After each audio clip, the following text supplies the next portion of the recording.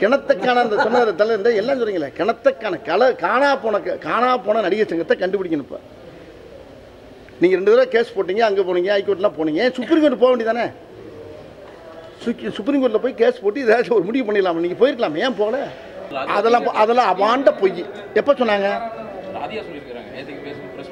ஐயோ பாவம், ரொம்ப பொய் நிறையா சொல்கிறாங்க.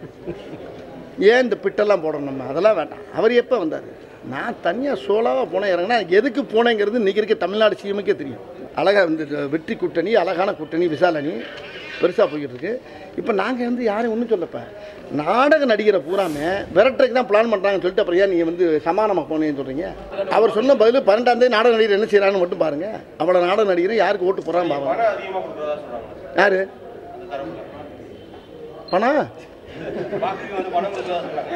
நாங்களா? இது எங்கள் அணியா? ஏங்க நொந்து கிடக்கிற பூரா இங்கே தன்னால் இங்கே போகிறோம். எல்லாத்தையும் உண்மையை சொல்கிறோம், நடந்த சம்பவத்தை சொல்கிறோம். யாரையும் தூண்ட வேணாங்க. பெரிய பெரிய நடிகர் கலைஞர்லாம் இங்கே இருக்காங்க. இதே தமிழக முதலமைச்சர் அம்மா ஜெயலலிதா அம்மாவுக்கும் தெரியும். அவங்களும் பெரிய கலைஞர்கள்.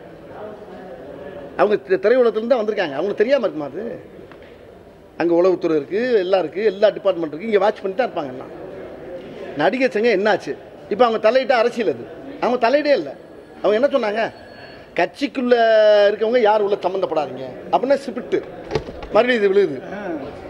கட்சிக்குள்ளே இருக்கவங்க யாரும் அங்கே இருக்க வேணாம், இது வெட்டி சொல்லி அது பார்த்துக்கிட்டுன்னு சொல்லிட்டாங்க. ஆனால் அவங்க எல்லாம் பார்த்துக்கிட்டு தான் இருக்காங்க. காணா போன நடிகர் சங்கத்தை கண்டுபிடிக்கிறது தான் எங்களுடைய அணி. தேவையில்லாமல் வந்து அசிங்கப்படுத்துறாங்க. விஷால் ரெட்டிங்கிறது, உனக்கு சம்பளம் என்ன வந்துருச்சுங்கிறாங்க. வடிவேலுக்கு படம் இல்லை, இவரெல்லாம் தேவையில்லாமல் பேசுகிறாருங்கிறாங்க. கமல் தூண்டி விடுறாரு. கமல் அவருக்கு வேற வேலை இல்லையா? இப்போ 27 வருஷமா எதுவுமே எலெக்ஷனே நடக்காமல் அவங்க ஜெயிச்சுக்கு இருந்திருக்காங்க. சில குற்றச்சாட்டுகள் சொல்கிறாங்க. அந்த கூட சைலண்டாக கூப்பிட்டு நீங்களே பேசி போய் முடிச்சுக்கலாம். இப்போ இந்த கை ஓங்கிருச்சு. இப்போ யாருக்கு யாரும் எதிரி கிடையாது, எல்லாம் மறுபடியும் ஒற்றுமையாக தான் சேர போகிறோம். நான் என்ன சொல்கிறேன், இப்போ ஏன் இவங்களை உட்கார வச்சு நீங்கள் கொஞ்ச நாள் கீழே வந்து பார்த்தாருன்னா ஏன் இப்படி துடிக்கிறீங்க? 27 வருஷமா இப்போ நடந்துச்சு, எலெக்ஷனே நடக்கலை, எல்லாம் ஜெயிச்சிருக்கீங்க, ஓட்டு போட்டதே இல்லை. ஏன் இப்படி துடிக்கிறீங்க? இப்போ என்ன? வாங்க வாங்க ஒன்று சேர்ந்துடும், வாங்க வேண்டாம் வாங்க. என்ன ஏன் எதுக்கு வாங்க வாங்கன்னு கூப்பிடுங்க? ஆனால் நீங்கள் ஜெயிச்சிருங்க, எங்களை தோக்கடிங்க.